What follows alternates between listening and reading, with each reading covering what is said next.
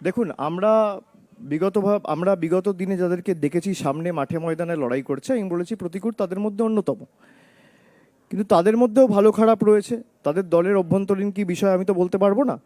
কিন্তু যদি কারোর মনে হয় যে এই দলে আমি 10 বছর 12 বছর কাটিয়েছি এবং আমার দাবি বা আমার কথাগুলোকে মান্যতা দেওয়া হচ্ছে না বা সাজেশনগুলো কনসিডার করা হচ্ছে না, তার যদি মনে হয় যে সিপিএম একটা ব্যক্তির দ্বারা তাদের স্বার্থ চরিতার্থ করার জন্য দলটাকে লাটে ওঠানো হচ্ছে, আমি তাদের কাছে আহ্বান জানাবো যে তারা সেই দল ছেড়ে সময় নষ্ট না করে মানুষের জন্য কাজ করে। এবং তৃণমূল বলে না, তাদের যদি মনে হয় অন্য দলে যাওয়ার, তারা যেতে পারে, সেই সুযোগও তাদের কাছে আছে। আমি যেহেতু একটা দলে রয়েছি এবং আমি দলের সাধারণ সম্পাদক, আমি এই দলের সাংসদ, আমার এটা অধিকার যে আমার দলে আমি চাইবো তারা আসুক এবং মানুষের জন্য কাজ করার সুযোগ পাক। কিন্তু যে কজন মাঠে ময়দানে লড়াই করেছে বা চাওয়া পাওয়ার রাজনীতি যারা করেনি, যাদের রাজনীতি থেকে পাওয়ার কিছু নেই, যাদের কোনো স্বার্থ নেই, যারা স্বার্থ সিদ্ধির জন্য রাজনীতিতে আসেনি, তাদের মধ্যে আমি মনে করি প্রতিকূল অন্যতম। এবং আমি খুব খুশি হয়েছি ও আজকে এসছে, তাই আমি ওকে ধন্যবাদ জানাই।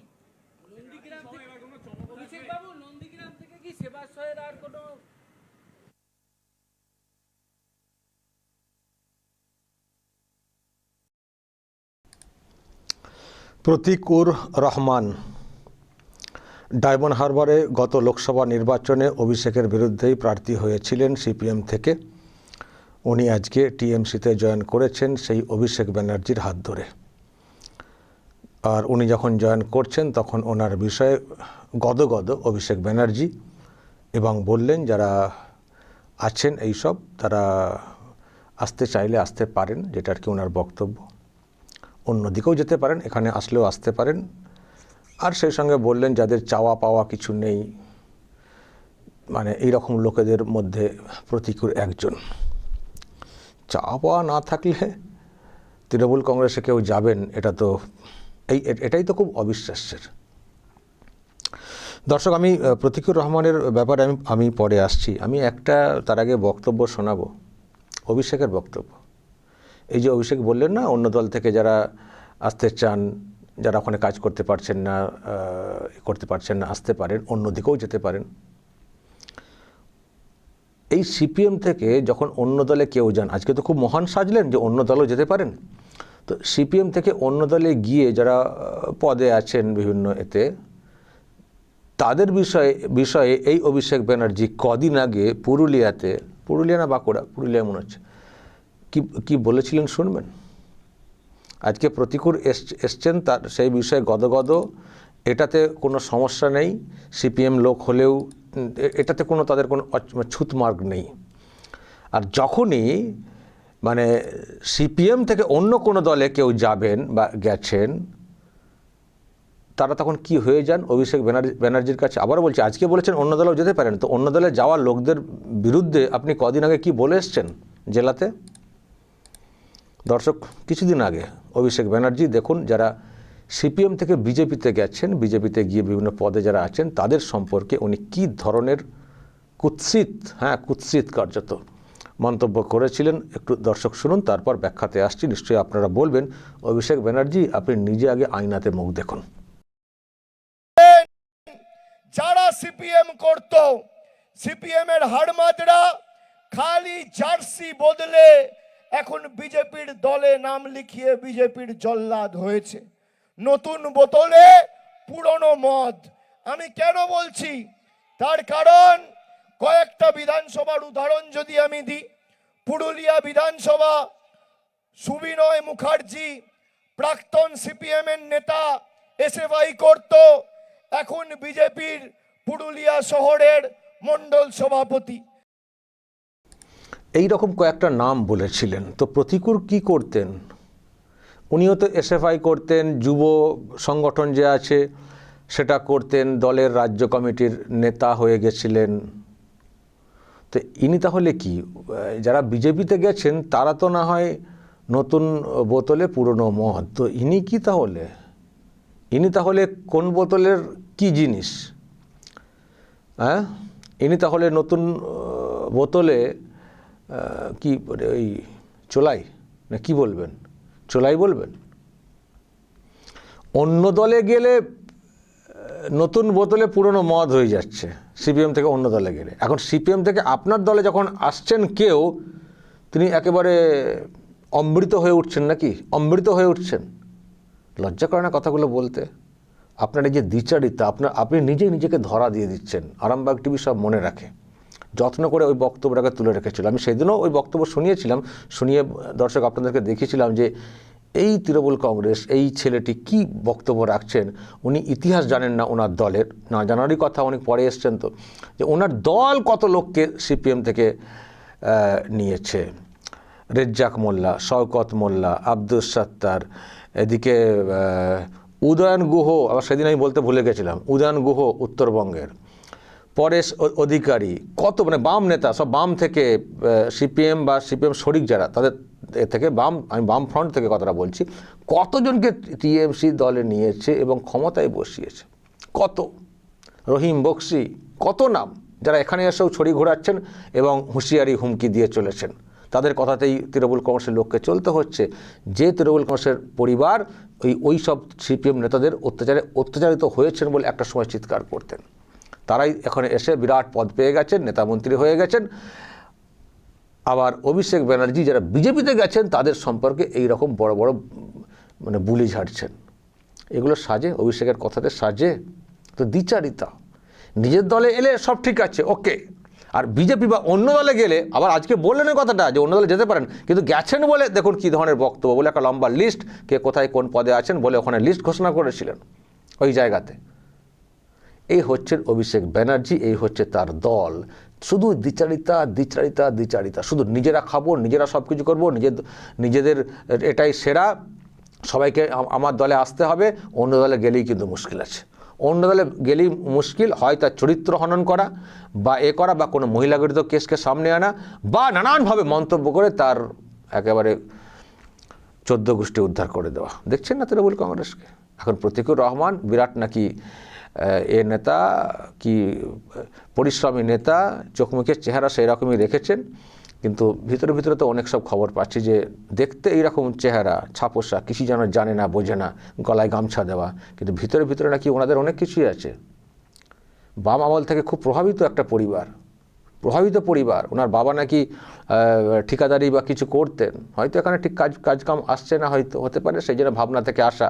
বা আবার অভিষেক বলেছেন উনি টিকিট পাওয়ার জন্য আসেননি, অমুক তমুক, কিছু না কিছু ডিল তো হয়েইছে রে বাবা। আপনি খামাখা টিএমসি চলে আসবেন, খামাখায় চলে আসবেন টিএমসিতে।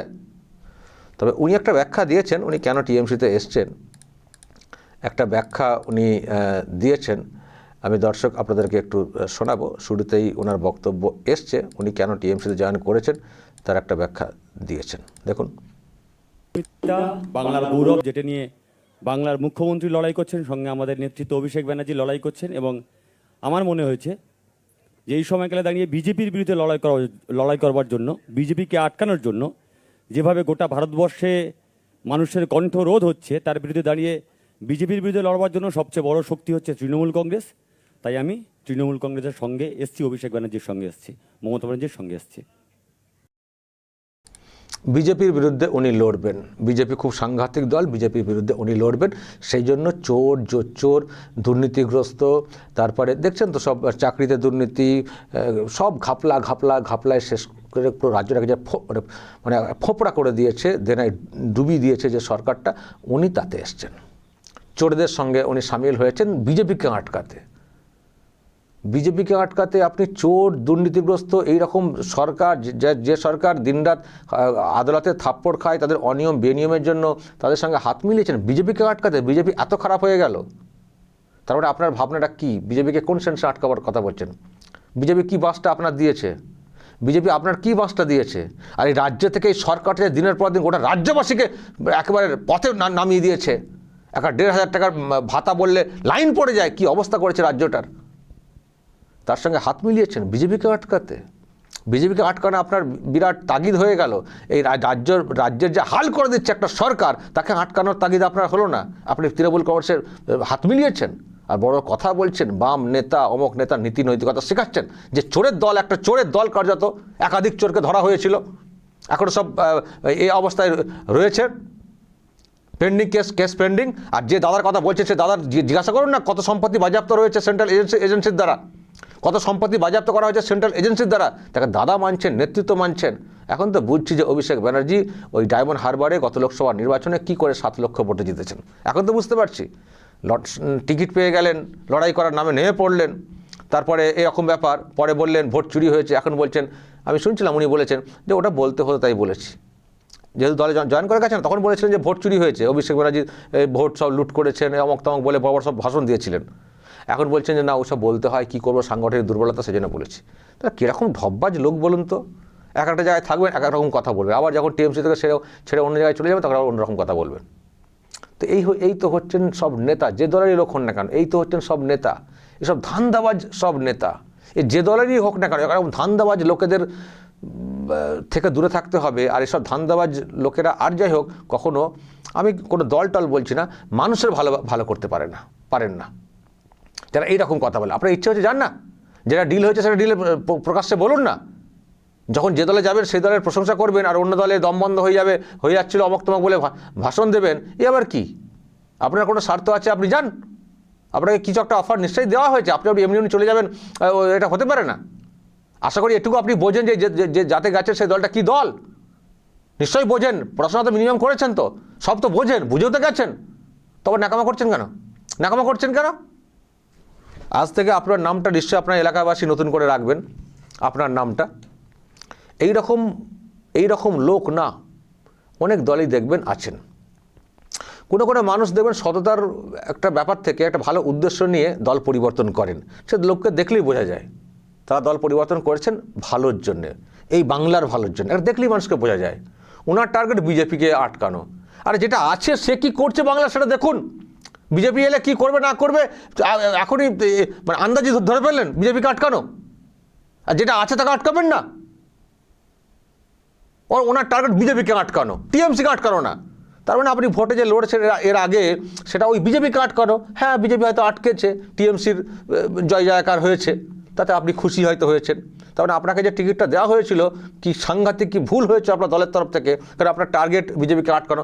যদিও আপনার দলেরও ওই রকমই টার্গেট, নিজেদের একটা চোখ মানে কানা হয়ে যাক, যদি অন্য পক্ষের দুটো চোখ কানা হয় বিজেপির, তাতে আমার একটা চোখ কানা করে দেবো।